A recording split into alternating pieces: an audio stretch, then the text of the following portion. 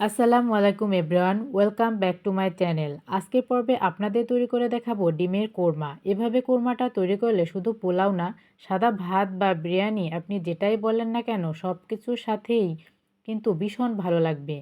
কোরমা কিন্তু কম বেশি সবাই তৈরি করতে পারলেও যারা নতুন রাঁধুনি আছেন এবং ব্যাচেলর ভাইরা আছেন মূলত তাদের জন্যই আজকের রেসিপিটি শেয়ার করা। তো চলুন রেসিপিটি দেখে নেওয়া যাক। প্রথমেই আমি 9টি ডিম সিদ্ধ করে নিয়েছি।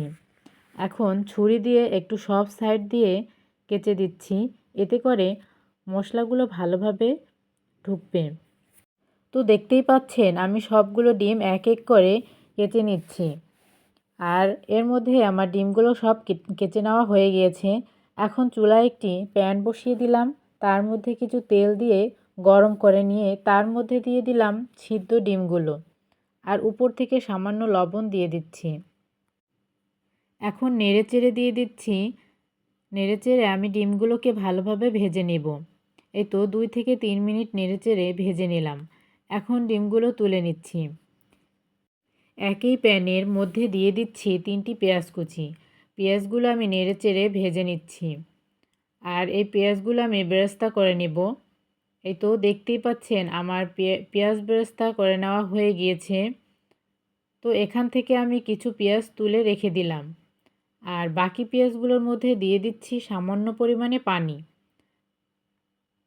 তারপর দিয়ে দিচ্ছি 2 চা চামচ পেঁয়াজ বাটা। এখন একটু নেড়েচেড়ে ভালোভাবে ভেজে নিচ্ছি। তারপর আমি দিয়ে দিচ্ছি হাফ চা চামচ আদা বাটা, হাফ চা চামচ রসুন বাটা। এখন একটু নেড়েচেড়ে দিচ্ছি। আর নেড়েচেড়ে তারপর দিয়ে দিচ্ছি কিছু গরম মশলা আর দিয়ে দিচ্ছি একটি তেজপাতা। এখন আবারও নেড়েচেড়ে দিয়ে দিচ্ছি। তারপর দিয়ে দিচ্ছি 1 চা চামচ মরিচের গুঁড়া, 1 চা চামচ লবণ, দিয়ে দিচ্ছি 1 চা চামচ কোরমার মশলা। এখন নেড়েচেড়ে মশলা কষিয়ে নিচ্ছি। 2 থেকে 3 মিনিট মশলা কষিয়ে নেওয়ার পর দিয়ে দিচ্ছি 1 কাপ জাল করা লিকুইড দুধ। তো দুধটা যখন বলক আসবে তখন ডিমগুলো দিয়ে দিচ্ছি। আর সাথে দিয়ে দিচ্ছি 3টি কাঁচামরিচ। এখানে কিন্তু আমি কোনো পানি ব্যবহার করিনি, পুরো রান্নাটা দুধ দিয়েই করব। তো 3 থেকে 4 মিনিট রান্না করে নিয়েছি। 3 থেকে 4 মিনিট পর ডিম কোরমা রান্না হয়ে গিয়েছে। এখন পরিবেশন করে নিচ্ছি। আর উপর থেকে কিছু পেঁয়াজ বেরেস্তা দিয়ে দিচ্ছি।